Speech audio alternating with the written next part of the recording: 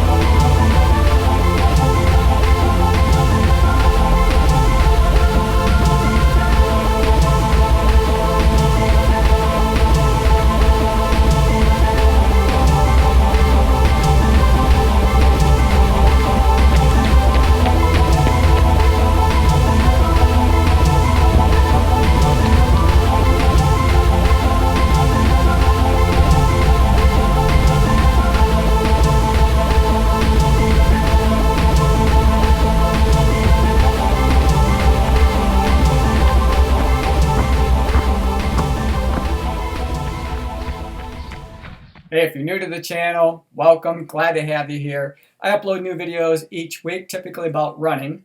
So you'll want to subscribe to the channel. If you do subscribe, be sure to click the notification bell so that you'll be notified each time that I do. So I went 6.4 miles at an 8:23 mile pace for that first impression run of the Peg Turbo 2. In total, I have just a little over 25 miles on these shoes so far. I'm going to start with the upper. The upper has been updated. It's a synthetic mesh material. It's both lightweight as well as breathable. The runs that I've had this shoe out on, it's been in the 70s, so not particularly hot, but not cold either. And it's been a really comfortable ride. The collar is padded. It's not overly padded, but it's got enough padding. I didn't have any issues with that. The tongue is not gusseted. It's pretty thin, and you can see that it's got a notch there. It is a bit of a stretchy material on that tongue, but it stayed in place just fine. And you can see that it's got the place for the laces to loop through the tongue. And again, I didn't have any issues with it, bunching up anywhere. It is a bit short, which always made me want to kind of pull on it a little bit when I was snugging up my shoe, but other than that, it seems to be just fine. The eyelet chain, it's got an offset pattern to it, and I found that did lock my foot in pretty well. So it was a pretty comfortable feeling in the upper. The heel counter has got a little bit of a flare to it, and that makes it really comfortable on your Achilles tendon. I found that to be really comfortable. It's got a deep heel pocket. Or a heel cup, and I noticed that right away when I put the shoe on. It kind of felt like my heel was sitting a little bit lower than the rest of my foot for some reason, but it just took a little while to get used to that feeling. It wasn't necessarily uncomfortable, just different. The insole is thick, it has some structure to it, and I found it to be really comfortable. So the toe box is a little bit narrow. That's not uncommon for Nike shoes. But for a daily trainer, I think it has more of a racing shoe fit to it. But it's a feeling that I really enjoyed. So the midsole is really made up of two different foams. That top layer is that ZoomX foam that Nike is so well known for, having that high energy return that they featured in the next percent and the 4% shoes. The bottom layer is React foam, which is much more durable. And the combination of the two, you have a bit of a energy return and a bounce to that ZoomX foam, and then that bottom layer of React foam provides a bit of stability to that and durability. So the outsole is pretty much covered in rubber from heel to toe. You know, that React foam is already pretty durable, but you combine that with all of this rubber, there's really no exposed foam to speak of that's going to see much action. And it's got rubber in all of the high abrasion areas that you're going to see it. In the heel, obviously tons of rubber in that forefoot. I don't see really any wear signs at this point. Of course, I have 25 miles on it, and we'll see what it looks like when I get 100 miles on it. That outsole also features that pentagon style of lug, and it held me pretty tight to the road. I didn't have any issues. I didn't feel like I was unsafe when I was going around the corners at any kind of speed.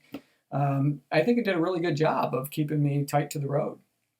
So just a couple other specs on this shoe. It has a 24 millimeter stack height in the heel and a 16 millimeter stack height in the forefoot. So it has an 8 millimeter drop from the heel to the toe. Men's size 9 comes in at 7.5 ounces or 214 grams.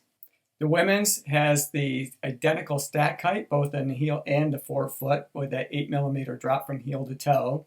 It comes in at 5.6 ounces or 159 grams in a women's size 8. So now a little bit about the performance of the shoe. Again, I have just a little over 25 miles on this. The very first run that I took in the Peg Turbo 2 was about 11.3 miles, and it was really comfortable. I could have just kept going, and I had intended to, only I got rained out. And every run since then has also proved to be a really comfortable ride. The foam material, both that ZoomX as well as that React foam, give the shoe a bit of a bounce. I wouldn't say that it's overly bouncy or necessarily a high energy return from your foot strike, but I did feel like it helped me through my gait cycle, and I didn't feel tired. My feet felt pretty good at the end of each of the runs. So I'm looking forward to putting a lot more miles on this shoe. And I'll come back here in a few weeks and I'll give you my full review after I've had a chance to get the miles up to about 100 miles or a little over 100 miles, and then we can look at the durability of the shoe, the upper, the outsole, and talk a little bit more about the performance. Hey, I hope you enjoyed the video. If you did, give it a thumbs up. Also, you'll want to subscribe to the channel and click that notification bell so that you'll be notified each time I upload new content. As always, run tall, run strong, and be kind to one another. Thanks for watching, and we'll see you next time.